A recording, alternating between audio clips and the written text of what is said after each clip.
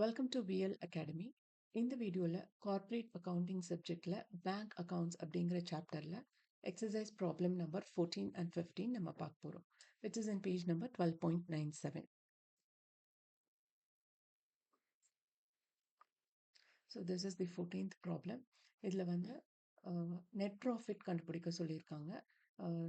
Schedule 13 that is interest and அதுவும் டைரெக்டாக கொடுத்துருக்காங்க. Schedule 14 that is other income அதுவும் டைரெக்டாக கொடுத்துருக்காங்க. இன்ட்ரெஸ்ட் எக்ஸ்பெண்டட், ஆப்ரேட்டிங் எக்ஸ்பென்சஸ் இது எல்லாமே கொடுத்துருக்காங்க. இப்போ ரிபேட் ஆன் பில்ஸ் டிஸ்கவுண்டட் அது opening balance and closing balance கொடுத்துருக்காங்க. இது எந்த ஸ்கெடியூலுக்கு கீழே வரும் அப்படிங்கிறது தான் உங்களுக்கு பெரிய டவுட்டாக இருக்கும். Let's check out while working out the problem.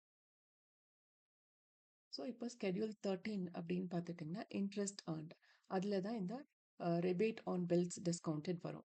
So interest earned வந்து 5 lakh, அதில் ஓப்பனிங் ரிபேட்டை வந்து நம்ம ஆட் பண்ணுவோம், தட் இஸ் 48,000. ஸோ 5,48,000ல் இந்த க்ளோசிங் ரிபேட்டை வந்து நம்ம லெஸ் பண்ணுவோம்.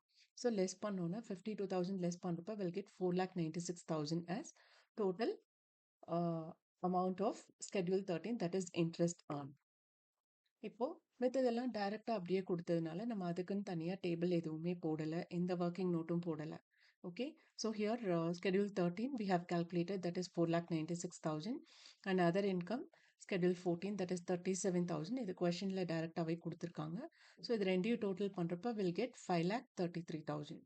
அடுத்தது எக்ஸ்பென்சஸில் இன்ட்ரெஸ்ட் எக்ஸ்பெண்டட் பார்த்தீங்க அப்படின்னா schedule 15 that is 3,40,000 and operating expenses 1,05,000.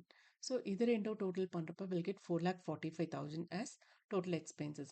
இப்போ டோட்டல் இன்கம்லேருந்து டோட்டல் எக்ஸ்பென்சஸ் லெஸ் பண்ணோன்னா will get net profit. So will get 88,000 as net profit for the year. இதுதான் கண்டுபிடிக்க சொல்லியிருக்காங்க. So with this 14th problem is over. Next is 15th problem. இங்கே வந்து கொஞ்சம் terms எல்லாம் டிஃப்ரெண்ட்டாக இருக்குது. பட் இது எந்தெந்த ஸ்கெடியூலுக்கு கீழே வரும் அப்படின்னு பார்த்தீங்க அப்படின்னா interest on cash credit and loans. So நம்ம யார் பேங்க். ஓகே, நாம மற்றவங்களுக்கு லோன் கொடுக்குறோம் அப்படின்னா கடன் கொடுத்துருக்கோம், அதுலேருந்து நாம் இன்ட்ரெஸ்ட்டை கலெக்ட் பண்ணுவோம். ஸோ அந்த இன்ட்ரெஸ்ட்டுங்கிறது நமக்கு நம்ம பிஸ்னஸ்குள்ளே வர்றது. ஸோ அது இன்ட்ரெஸ்ட் ஏர்ன்ட் அப்படிங்கிற சப்ஹெட்டிங் கீழே வரும், தட் இஸ் ஸ்கெடியூல் 13. அடுத்தது இன்ட்ரெஸ்ட் ஆன் டெபாசிட். இப்போ நம்ம தான் பேங்க்கு, நம்ம பேங்க்கில் வந்து ஒரு ஃபிக்ஸட் டெபாசிட் போட்டிருக்காங்க அப்படின்னா அவங்களுக்கு நாம இன்ட்ரெஸ்ட் கொடுக்கணும். So this is interest expended, that is schedule 15. அடுத்தது அட்மினிஸ்ட்ரேட்டிவ் எக்ஸ்பென்சஸ் ஆப்ரேட்டிங் எக்ஸ்பென்சஸ் கீழே வரும், தட் இஸ் ஸ்கெடியூல் 16. டிஸ்கவுண்ட் அப்படிங்கிறது இதில் வரும்.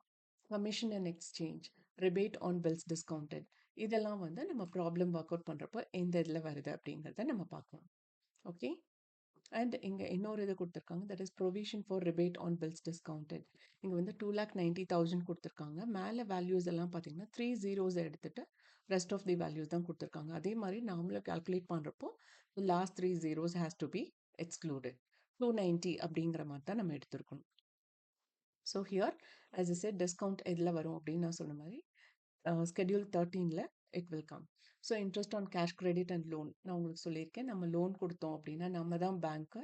ஸோ நாம் லோன் கொடுத்துருக்கோம் அப்படின்னா அதுக்கு அவங்க வட்டி பே பண்ணுவாங்க நமக்கு இன்ட்ரெஸ்ட். ஸோ அது வந்து நமக்கு இன்கம் தான். ஓகே, ஸோ இன்ட்ரெஸ்ட் ஏர்ன்ட் அது வந்து 1,790 அண்ட் டிஸ்கவுண்ட் பார்த்தீங்க அப்படின்னா 210. திஸ் இஸ் டிஸ்கவுண்ட் ரிசீவ்ட் அப்படிங்கிறது அர்த்தம். Okay, in this problem. Next one is opening rebate on bills discounted. So இந்த டிஸ்கவுண்ட்டில் தான் நம்ம வந்து ஓப்பனிங்கை ஆட் பண்ணிவிட்டு க்ளோசிங்கை லெஸ் பண்ணணும். அப்படி பண்ணுறப்ப will get 1,800 as total interest earned, which is under schedule 13. And 14ல் வந்து கமிஷன் அண்ட் எக்ஸ்சேஞ்ச் வரும். கமிஷன் அண்ட் எக்ஸ்சேஞ்ச் அப்படின்னா என்னென்னா, இப்போ நம்ம வந்து ஒரு ஃபார் எக்ஸாம்பிள் ஹோம் லோன் கொடுக்குறோன்னு வச்சுக்கோங்களேன். இப்போ இந்த மாதிரி நிறைய ப்ராசஸ் நம்ம சர்வீஸ் பண்ண நமக்கு அதுக்கான கமிஷன் ரிசீவ் பண்ணுவோம். ஸோ அந்த கமிஷன் தான் இங்கே காமிச்சிருக்காங்க. எக்ஸ்சேஞ்ச் அப்படிங்கிறது வந்து ஃபாரின் கரன்சி எக்ஸ்சேஞ்சில் வந்து நமக்கு சில கமிஷன்ஸ் வரும் இல்லையா, அதுதான் அந்த எக்ஸ்சேஞ்ச் அப்படிங்கிறது. ஃபார் எக்ஸாம்பிள் இப்போது யூஎஸ் டாலர்ஸ் தான் கையில் வச்சுருக்காங்க நம்ம கஸ்டமர் அப்படின்னா அதை வந்து எக்ஸாக்ட் வேல்யூ என்னவோ அதை அப்படியே நம்ம அக்செப்ட் பண்ணிக்க மாட்டோம். ஸோ அதுலேருந்து சர்டன் பர்சன்டேஜ் வந்து நம்ம கமிஷனை எடுத்துகிட்டு பேலன்ஸ் அமௌண்ட்டை தான் நம்ம இந்தியன் கரன்சியில் அவங்களுக்கு கொடுப்போம். ஸோ அந்த மாதிரி கமிஷன் நம்ம ரிசீவ் பண்ணுறது தான் எக்ஸ்சேஞ்ச் அப்படிம்போம். ஸோ இந்த கமிஷன் அண்ட் எக்ஸ்சேஞ்ச் வந்து அதர் இன்கம்க்கு கீழே நம்ம போடுவோம். அடுத்தது இன்ட்ரெஸ்ட் எக்ஸ்பெண்டட் கீழே interest on deposits. So fixed டெபாசிட்டுங்கிறது நம்ம பேங்க்ல வந்து அவங்க ஒரு லம்சம் அமௌண்ட்டை ஃபிக்ஸட் டெபாசிட்டாக போட்டு வச்சுருந்தாங்க அப்படின்னா அதுக்கு நம்ம மாதம் மாதம் ஒரு பர்சன்டேஜ் இன்ட்ரெஸ்ட் அவங்களுக்கு கொடுப்போம். ஸோ அந்த இன்ட்ரெஸ்ட் வந்து இன்ட்ரெஸ்ட் எக்ஸ்பெண்டட், இன்ட்ரெஸ்ட்டை நம்ம ஸ்பெண்ட் பண்ணுறது அப்படிங்கிறது அர்த்தம். Okay, next one is schedule 16. Operating எக்ஸ்பென்சஸுக்கு இல்லை, அட்மினிஸ்ட்ரேட்டிவ் எக்ஸ்பென்சஸ் மட்டும்தான் வரும். Okay, so with this all the schedules is over. இதை பேஸ் பண்ணி நாம் இப்போ நெட் ப்ராஃபிட் கண்டுபிடிக்கணும். ஸோ இங்கே ஃபர்ஸ்ட் இன்கம் கீழே interest earned, that is schedule 13 is 1800 and other income schedule 14 300. So ரெண்டு டோட்டல் பண்ணுறப்ப will get 2100 as total income. And expenses கீழே interest expended, that is schedule 15, that is 620 rupees, and operating expenses வந்து schedule 16, that is 480 rupees. I think interest expended I have told schedule 15 and operating expenses schedule 16. So 620 plus 480 is 1100. So in the 2100 in the 1100 less panona will get 1000 rupees as net profit during the year. So this is the final answer and this is what they have asked in the question.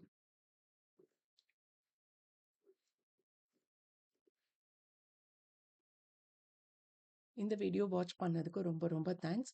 இந்த video நிஜமாவே இன்ஃபர்மேட்டிவாக இருக்குன்னு feel பண்ணிங்கன்னா like பண்ணுங்கள், share பண்ணுங்கள் and subscribe பண்ணுங்கள்.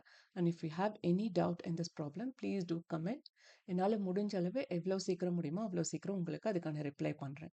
Thank you once again.